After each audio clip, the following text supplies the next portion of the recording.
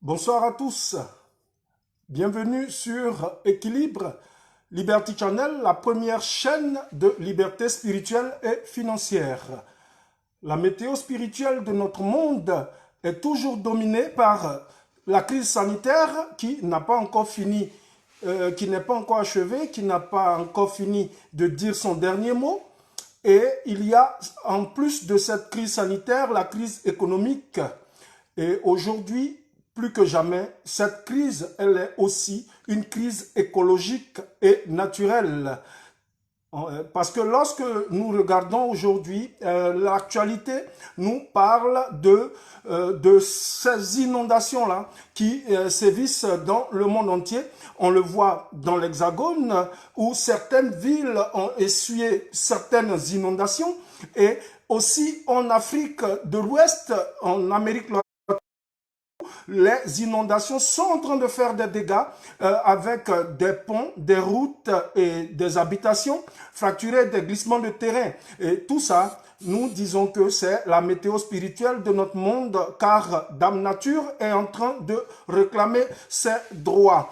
Sur Équilibre, nous disons les choses sans déni et pourquoi pas sans exagération. Nous disons les choses telles que nous les ressentons et nous attendons vos avis, vos commentaires, vos suggestions et pourquoi pas nous donner des thèmes d'actualité que nous aurons encore à débattre et des points sur lesquels nous pouvons toujours revenir. Merci d'être à notre rendez-vous de tous les samedis. Le rendez-vous de tous les samedis, vous le connaissez maintenant, vous êtes maintenant habitué.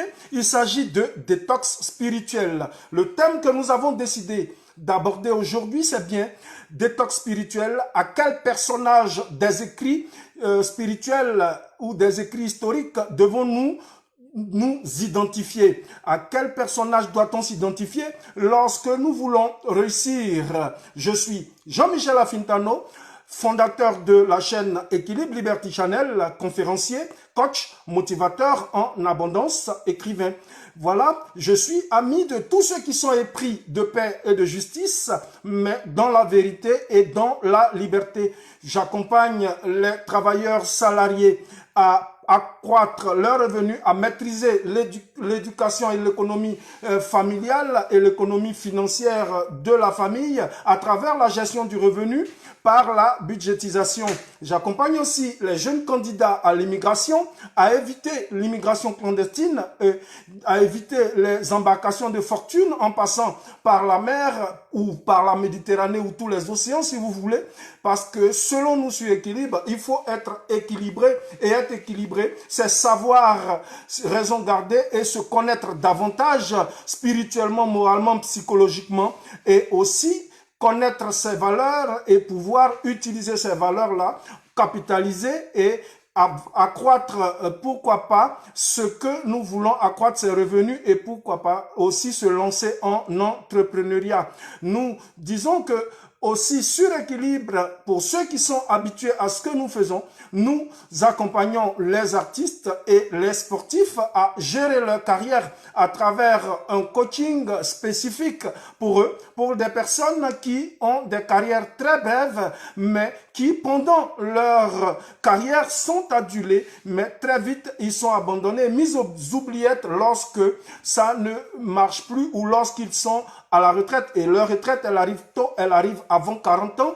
Et imaginez ce que c'est de perdre cette aura et de perdre tout ce public que l'on a derrière soi parce que nous ne sommes plus en service ou parce que nous avons atteint le moment de la retraite. Nous les accompagnons alors à avoir la liberté financière et cette liberté-là qui permet de prendre sa retraite à l'heure qu'on veut, au moment où on veut et pourquoi pas vivre la vie de ses rêves à travers une véritable liberté qui nous permet de vivre là où nous voulons, avec qui nous voulons, comment nous voulons et où nous voulons. Donc ce sont ces choses que nous partageons et nous, nos valeurs, c'est véritablement l'entrepreneuriat par la liberté qui soit d'abord spirituelle et ensuite une liberté financière et qui nous donne pourquoi pas plus de flexibilité, plus d'aisance dans tout ce que nous aurons à entreprendre.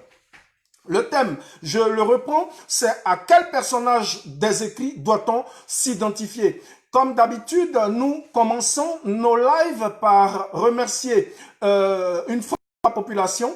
Aujourd'hui, nous avons pensé comme ça à toutes les victimes des inondations et toutes les victimes des catastrophes naturelles dans le monde.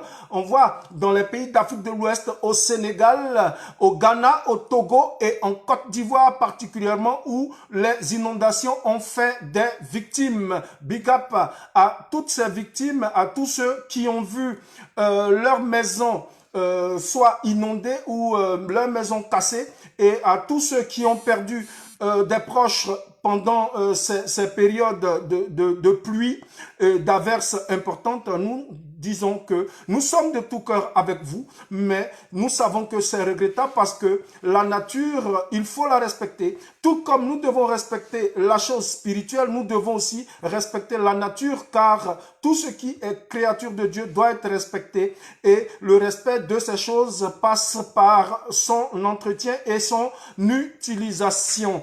Voilà ce que nous pouvons dire parce que nous sommes désolés de le dire, mais nous nous demandons alors qu'est-ce qui se passe? Comment est-ce que des gens peuvent se permettre de construire, de détruire les canyons qui doivent être utilisés comme passage d'eau de pluie? En Afrique, c'est regrettable. Des gens construisent sur des bouches d'évacuation et c'est regrettable parce que comment est-ce que l'on peut agir de cette façon en omettant que la vie humaine est sacrée et la nature, c'est le cadeau le plus précieux que nous a laissé l'Éternel Dieu. Merci à tous ceux qui nous suivent sur Équilibre Liberty Channel. Aujourd'hui, nous allons parler de spiritualité. Nous allons parcourir des écrits spirituel, parcourir la Bible, parcourir des versets et chercher à comprendre le thème que nous avons à aborder aujourd'hui. Nous avons eu des questions sur la question des personnages bibliques parce que des internautes nous demandaient à quel personnage exactement il devait s'identifier parce que nous voyons que des gourous, des pasteurs ou des serviteurs de Dieu mettent la pression parce qu'ils demandent à tous ceux qui fréquentent leurs églises, leurs lieux de culte, leurs mosquées, leurs temples, leurs synagogues et autres à devenir comme des personnes des écrits spirituels. Nous disons que aujourd'hui nous allons chercher à comprendre d'où est-ce que cette pression sur les épaules des croyants est quittée et comment est-ce que nous devons agir pour pouvoir y remédier. On se pose aussi la question, c'est où est-ce que passe l'argent public?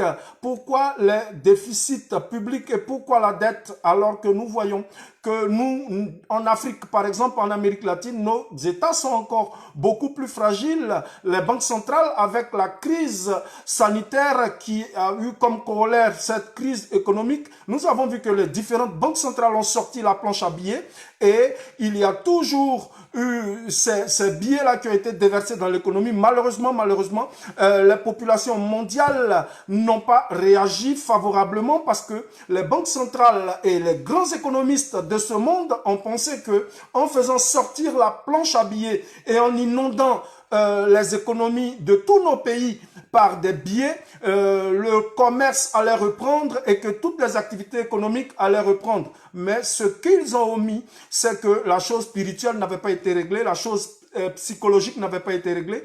Et ce qu'il faut, c'est d'abord régler le problème de mental, le problème psychologique, le problème du mindset qui sous-tend tout développement d'économie parce que l'économie est restée contractée parce que tous ceux qui ont eu l'argent et qui ont reçu toutes ces sommes à travers les différentes aides et autres refusent jusque-là de dépenser l'argent qu'ils ont perçu et les nouvelles économies qu'ils ont pu faire sur leurs différents livrets d'épargne. Donc, ce qui contracte les dépenses des ménages et qui font que les populations étant toujours stressées, ayant peur et n'ayant pas confiance forcément à nos politiques, sont encore dans le doute, ils sont dans le stress et ils ne font pas confiance aux différentes politiques qui sont mises en place et tous les programmes de redémarrage qui sont mis en place, les populations ne les suivent pas forcément et c'est ce qui contracte l'économie et qui fait que l'économie sur les bourses, elles ont été artificiellement soutenues par les banques centrales, mais dans l'économie réelle, les populations sont toujours dans la peur, sont toujours dans le stress. Et sur équilibre, nous allons aborder la chose sur un plan spirituel, parce que selon nous, sur équilibre, il faut être équilibré. Et ce n'est pas seulement le physique qui fait la vie, mais aussi le spirituel. Et pour nous, le spirituel est une chose très importante dans la vie d'un humain. Ce qui est regrettable aussi, nous répondons à un internaute, c'est que des politiques et des autorités utilisent la souffrance des populations actuellement pour des bénéfices électoraux, des calculs. Bon, c'est une réaction d'un internaute qui nous fait sourire, mais ce qu'il faut comprendre, ce n'est pas de se focaliser sur ce que les hommes politiques font, sur ce que les autorités font, parce que la chose la plus importante, c'est notre réussite personnelle d'abord. Et l'association de plusieurs réussites personnelles peut faire changer les choses. Donc, ce que nous devons faire, c'est de revoir notre état d'esprit, de revoir notre mental, de revoir notre spiritualité, ce qui peut booster notre manière de vivre et remettre, pourquoi pas, les choses en ordre. Les personnages dont nous allons parler sont les personnages des écrits bibliques. Il en existe tellement que nous avons choisi quelques-uns. Si vous nous prenez en marche, sachez que vous êtes sur Équilibre Liberty Channel. Nous parlons de spiritualité, nous parlons de finances, nous parlons d'argent, nous parlons d'état d'esprit, nous parlons de développement personnel et nous n'en avons pas honte. Nous disons que c'est vrai, il ne faut pas faire la fine bouche. Certains diront que l'argent n'est pas la chose la plus importante, c'est vrai. Ce qui est important, ce sont les valeurs humaines et ce sont les valeurs spirituelles. Mais les valeurs humaines, elles sont défendues, elles sont soutenues par le matériel, par l'argent qui permet et apporter un peu plus de flexibilité et du bonheur et de l'aide à tous ceux qui nous entourent. Même pour faire l'humanitaire, l'on a besoin d'argent et là, il ne faut pas se tromper. Si vous détestez la chose spirituelle, si vous détestez l'argent et que vous ne voulez pas parler de finances, que vous n'aimez pas la réussite des autres, nous disons que ça, c'est à vous de voir. Vous pouvez zapper notre chaîne et aller sur Netflix, aller sur Nollywood, aller sur Bollywood, et, ou bien, si vous voulez, aller sur des jeux vidéo. Mais ici, nous disons la vérité. Nous parlons d'argent, nous parlons de spiritualité, nous parlons d'entrepreneuriat, de développement personnel et nous parlons du développement de nos pays parce que selon nous, plus la spiritualité, en plus de la spiritualité, nous avons besoin d'entrepreneuriat, nous avons besoin d'investissement et le tout fera de nous des gens meilleurs qui pourront apporter de l'aide aux gens qu'ils aiment. Voilà un peu ce que nous pouvons dire. Les personnages bibliques que nous avons choisis, il y en a tellement dans les écrits que nous avons choisi quelques-uns. Et ces personnages, nous allons parler de Abraham, de Gédéon, de Moïse, de Jacob, de Pierre, de Paul et de Samson, pourquoi pas, Élie, Jean-Baptiste, Jonas et Jésus. Donc, voilà un peu, vous pouvez prendre un stylo, un crayon à papier et une feuille de papier pour pouvoir noter les versets bibliques dont nous allons parler aujourd'hui et pourquoi pas nous revenir plus tard à travers des commentaires et pourquoi pas nous donner aussi vos avis et le remarque que vous avez reçu par l'Esprit de Dieu sur les thèmes que nous abordons. Excusez-nous, nous sommes humains, nous pouvons nous tromper, mais nous disons que c'est l'humilité et aussi c'est la confiance en soi qui nous permettra d'avancer. Donc, ayez confiance en vous et retournons ensemble dans ce partage et dans ce moment de communion que nous avons pour pouvoir échanger sur la chose spirituelle. Le premier personnage dont nous allons parler, c'est Jonathan. Jonathan, ce que nous retenons de lui, c'est que là, on parle de Jonathan dans le livre de Néhémie 12 au verset 11, dans 1 Samuel 14 au verset 42, dans 1 Samuel 18 à partir du verset 1, on nous parle de Jonathan. Jonathan, l'avantage qu'il avait et sa compétence première, c'était l'amitié. Et son amitié était une amitié vraie et seulement il était là et il pouvait à des moments se laisser manipuler à cause de l'amitié.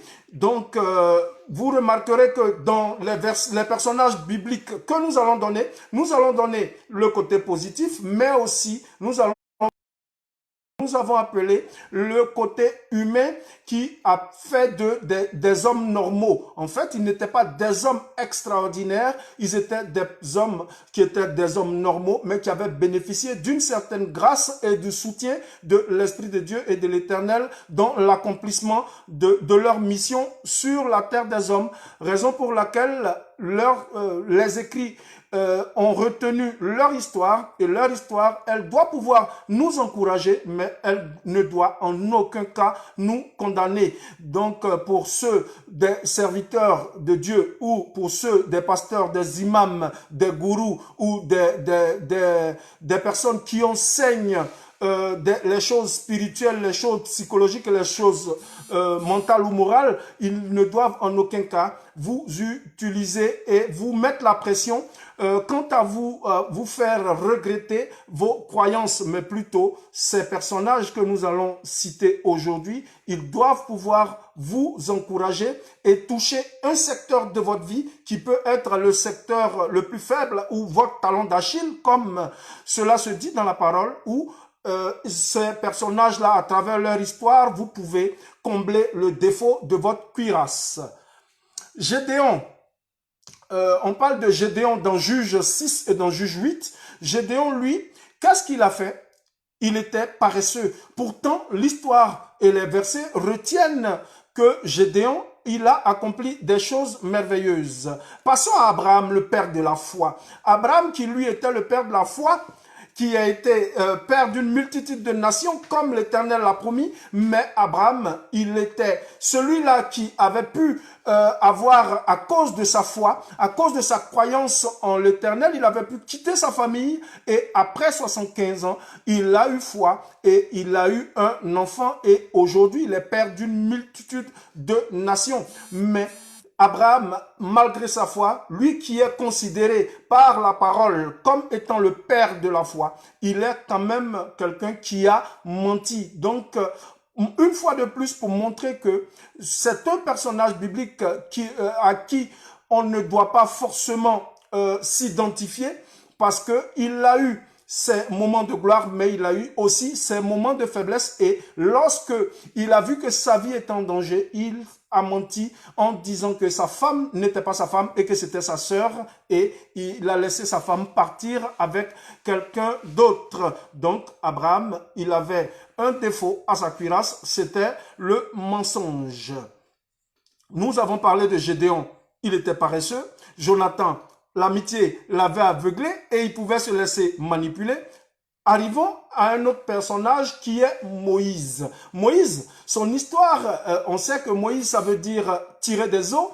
Et Moïse, l'histoire que nous allons retenir, son histoire est dans Exode 2, versets 1 à 15, où on parle de lui.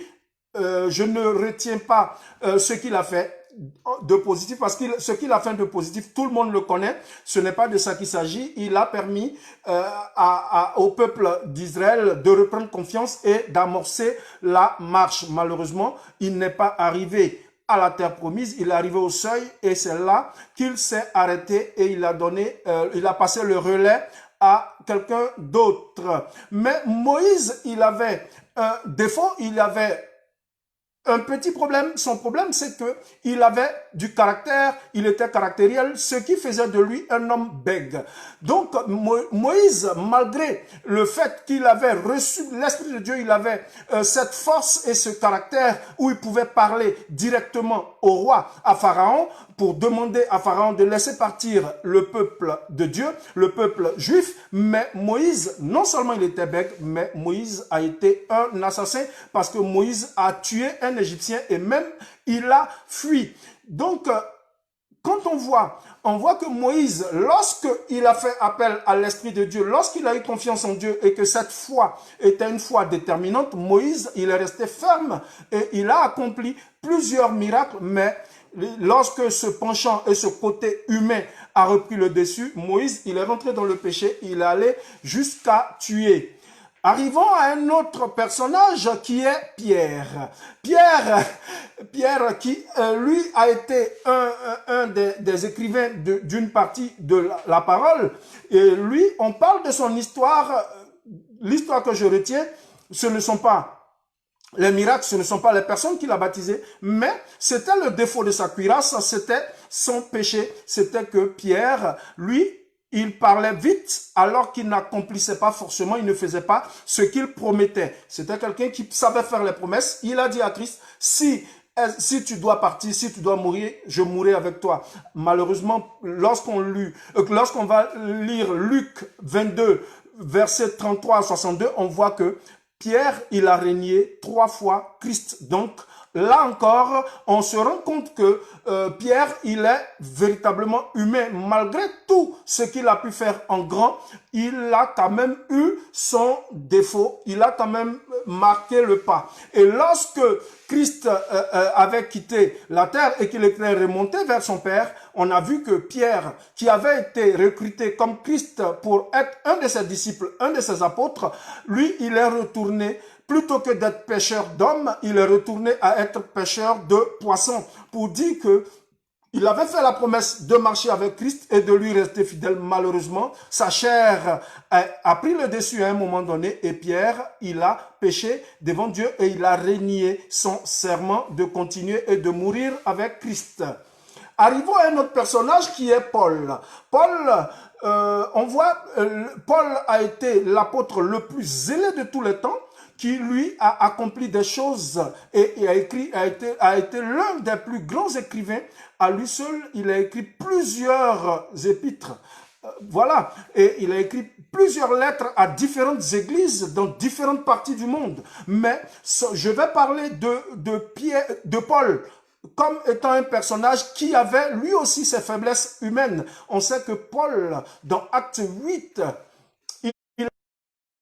plus grand persécuteur de l'Église et des chrétiens, Paul est celui-là qui a été le premier à saluer la mort et la lapidation d'Étienne. Et dans Acte 9, on voit que Paul est celui-là qui a instigé les meurtres contre les disciples de Christ. Donc voilà, Paul qui lui, lorsqu'il rencontre le Seigneur sur la route de Damas, il décide comme ça de le suivre et de marcher avec lui. Celui-là qui a été l'un des plus grands persécuteurs, il est celui-là qui a aidé les Sadducéens, les pharisiens à persécuter les chrétiens dans leur marche avec Christ. Donc voilà, c'était ça son talon d'Achille et cette connaissance de la parole de Dieu qu'il pouvait annoncer. Il était docteur de la loi dans les synagogues. Malheureusement, malgré toutes ses connaissances livresques et toutes ses connaissances de la parole de Dieu, il savait décrypter les parchemins avec son intelligence humaine. Malheureusement, il n'est pas arrivé à surmonter sa chair et il a été de ceux qui ont persécuté et qui ont salué les tueries des enfants de Dieu. Donc voilà un peu le côté humain de l'homme. Nous allons parler aussi d'un autre personnage biblique, il s'agit de Samson. Samson, son histoire, vous pouvez la trouver dans Juge 13 au verset 16, Juge 15, Juge 16 et Nombre 6. Dans Nombre 6, on parle de l'abstinence, mais Samson, qu'est-ce qu'il avait? Il avait une force extraordinaire. Il était quelqu'un qui pouvait détruire des bâtiments et on sait qu'il a détruit le temple et ce temple-là, il a tué énormément d'ennemis du peuple de Dieu, du peuple juif. Mais qu'est-ce qui s'est passé? Samson, il avait un défaut. Son défaut, c'était ses pulsions charnelles. Et ces pulsions-là ont été des pulsions qui l'ont un peu détruit. Il savait qu'il devait s'abstenir de faire certaines choses, malheureusement, à cause de sa faiblesse, à cause de cette pulsion charnelle, il s'est laissé séduire et là, il avait un défaut et ce défaut-là a conduit à sa mort dans le temple lorsqu'il a cassé et qu'il avait perdu véritablement sa force. Arrivons à un autre personnage biblique, il s'agit de Élie. Élie, qui est considéré comme l'un des plus grands prophètes de l'histoire. C'est celui-là qui pouvait appeler le feu et le feu descendait. Lorsqu'il s'est retrouvé en présence des prophètes de Baal, plus de 400 prophètes, ils ont beau appeler leur Dieu n'avait pas répondu, mais lorsqu'il avait demandé de mouiller le bûcher, on a vu que lorsque Élie a prié, le feu est descendu et c'est Élie qui a donné la double portion de l'onction à Élisée après lui. Mais qu'est-ce qui s'est passé? Élie, il était, malgré toute cette force qu'il avait, malgré toute cette foi, malgré le fait qu'il parlait avec l'Éternel, il entendait la voix de l'Éternel et les recommandations de l'Éternel pour pouvoir donner les prophéties qui étaient des prophéties justes. Mais on a vu que Élie, à un moment donné, il était faible. Élie était obligé de fuir. Il était obligé de se cacher dans des grottes. Et Élie, il était épuisé. Il était très souvent déprimé. Et il a même pensé au suicide. Pour dire que Élie, il a beau être l'un des hommes de phare de la Bible, mais quand même, Élie, il avait ses faiblesses, il avait son côté humain et il avait son côté charnel qu'il ne faut pas omettre, il ne faut pas oublier. Allons un peu encore sur l'histoire de Jean-Baptiste. Même avant de parler de Jean-Baptiste, on peut parler de Jonas dans l'Ancien Testament. Jonas, qui lui est celui-là qui a donné la prophétie sur Ninive, qui s'est avéré exact et qui a pu sauver tout un peuple. Lorsque le roi a entendu la parole de Jonas, alors le roi de Ninive a décrété ce jeune-là qui a sauvé toute la nation de Ninive. Mais la Bible déclare que même le roi a demandé à ce que tout le monde jeûne, même les animaux et les plantes ont jeûné. Mais Jonas, il avait un problème, c'est qu'il avait tellement peur d'affronter la vérité, il avait tellement peur de parler au nom du Seigneur que Jonas, il a même fui. Malheureusement, l'Esprit de Dieu l'a emporté, il a été avalé par la baleine et il a été recraché à Ninive et il était obligé de faire l'œuvre de Dieu. On voit à travers ces passages de Jonas pour dire que l'homme a beau être grand serviteur, il a beau être celui-là qui se présente comme étant excellent, il a un défaut, il a ses pulsions humaines, il reste humain. Du coup, on ne peut pas utiliser les versets bibliques, tous les écrits spirituels pour pouvoir mettre la pression aux enfants de Dieu. On regarde un peu l'histoire de David, le grand roi David, celui-là qui s'est levé pour danser en tant que roi au nom de l'Éternel. Malheureusement, il avait des pulsions charnelles et il a fait tuer Uri et il a pris la femme d'Uri qui est devenue plus tard sa femme et on connaît la suite, la naissance d'un enfant qui est mort et après avoir demandé pardon à l'Éternel à travers un jeûne véritable, on a vu que de cette union adultérine il en est sorti l'un des plus grands rois, le roi Salomon. Pour dire que David, il a beau être un grand roi, il a eu aussi ses faiblesses, il a eu son côté humain qui, pour certains, peut être dévalorisant, mais non, il est resté humain, il est resté homme de Dieu, il est resté grand roi et il a accompli des choses merveilleuses dans l'histoire d'Israël. Finissons, avant de parler de Jésus-Christ, nous allons parler de Jean-Baptiste. Jean-Baptiste, on peut lire son histoire dans Matthieu 3, dans Marc 1, dans Luc 3. Il est celui-là qui est considéré comme le dernier des prophètes d'Israël. C'est Jean-Baptiste qui pouvait se lever et dire au roi Hérode d'abandonner son péché et il a prêché et il a prôné la repentance et il a annoncé l'arrivée de Jésus et c'est lui qui a initié le baptême d'eau dans le Jourdain. Alors que lorsque nous regardons, nous voyons que Jean-Baptiste, il avait des faiblesses. Jean-Baptiste est allé jusqu'à douter de l'exactitude et de la personnalité de Jésus. Celui-là qui a prêché Jésus-Christ, qui a dit, qui a annoncé que celui qui vient après lui est plus grand que lui et qui n'est même pas digne de lui lasser les chaussures et qui a prôné et qui a prêché la repentance est celui-là qui lui-même à un moment donné a commencé à douter jusqu'à ce qu'il voit, il voit la colombe se poser sur l'épaule de Christ et là il a été rassuré. Pour vous dire que Jean-Baptiste a été grand, malheureusement Jean-Baptiste il avait ses pulsions charnelles, il avait son côté humain et ce côté humain là il ne faut pas l'occulter, ce côté humain c'est Dieu lui-même qui permet que nous l'ayons. Ce que nous devons comprendre à travers ces quelques versets que nous avons donnés, c'est que dans tous ces personnages bibliques que nous avons cités, ce que nous devons retenir, c'est qu'ils ont accompli de grandes choses, mais ils ont accompli ces choses sous l'impulsion de l'Esprit de Dieu, de Yahushua Mashiach. Et cet esprit-là est l'esprit qui donne la sagesse, qui donne l'intelligence, qui donne la force, qui donne la réussite. Et cet esprit a été incarné en une personne. Et cette personne, c'est la personne de Jésus-Christ. Et nous arrivons à la personne de Jésus-Christ, celui-là qui est le Yahushua Mashiach, celui-là qui était alors celui qui a permis que toutes ces personnes existent simplement pour préfigurer de son arrivée et de sa présence qui allait venir des hommes pour mettre fin à nos faiblesses.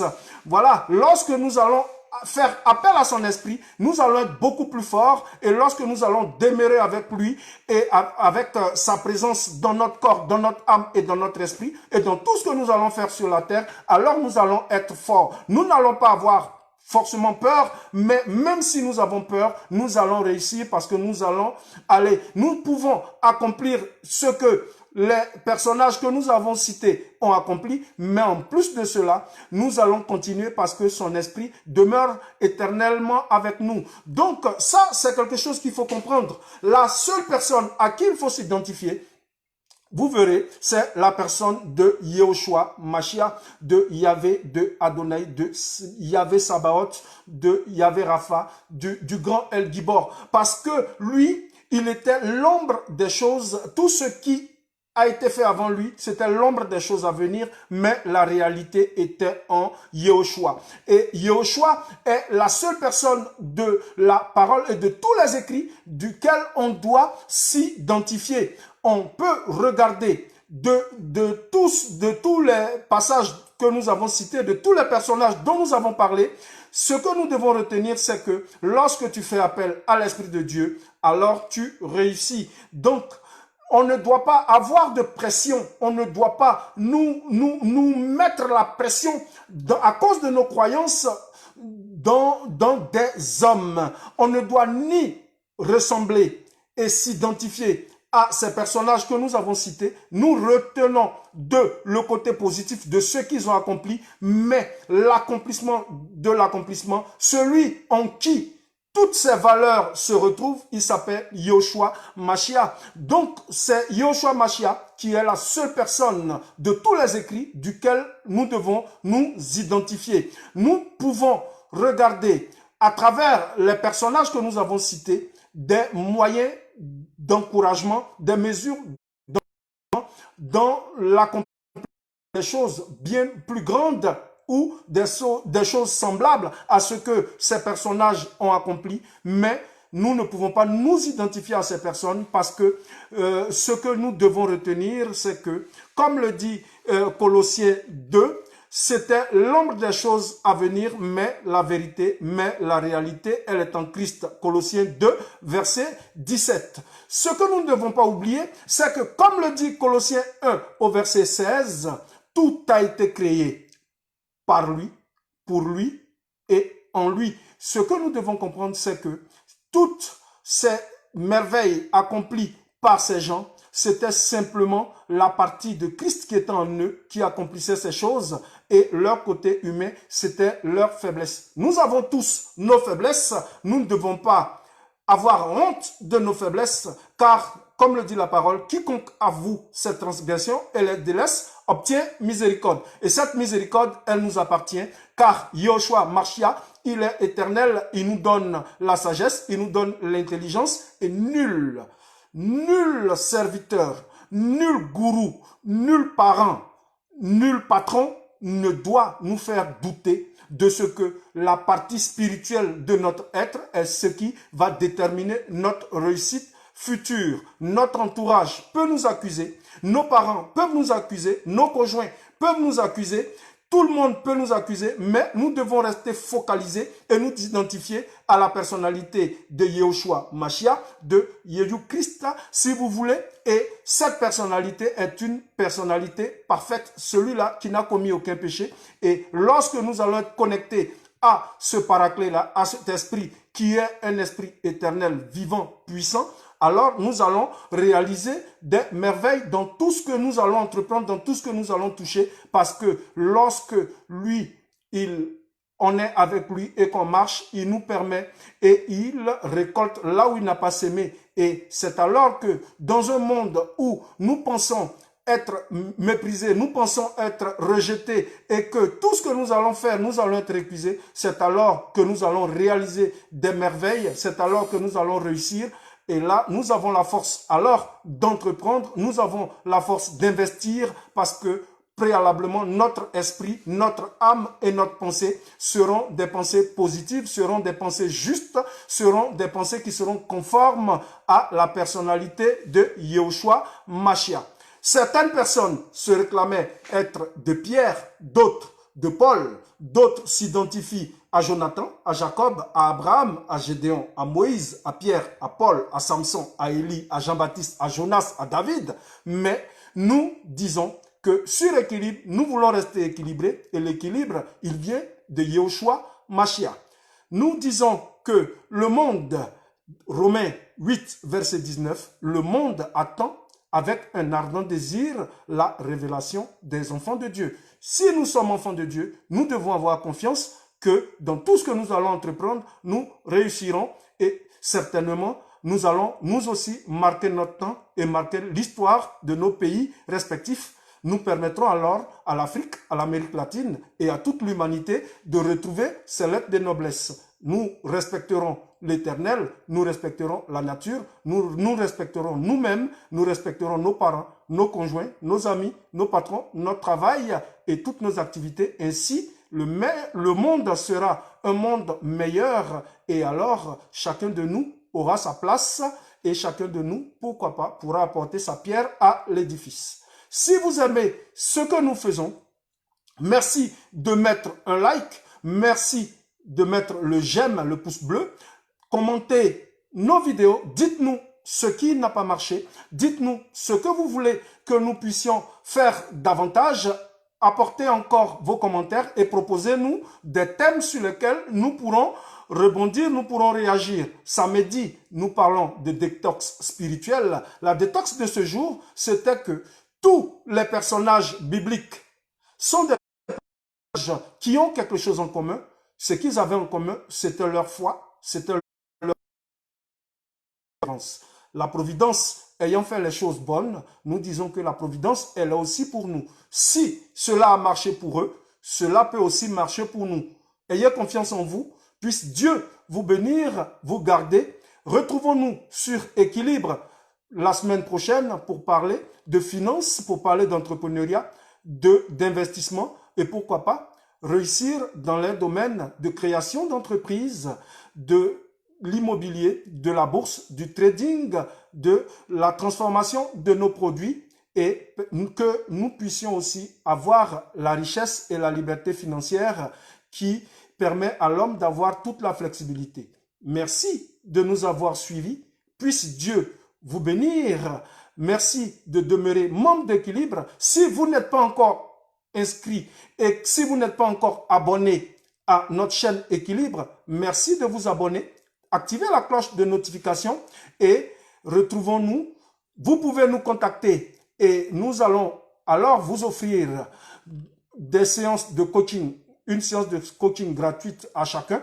parce que nous ne pouvons pas coacher tout le monde en même temps. Nous allons planifier, nous pourrons échanger, remettre les choses en ordre dans notre âme, dans notre esprit, et avec l'aide de Dieu, chacun de nous pourra atteindre son objectif et vivre la vie de ses rêves.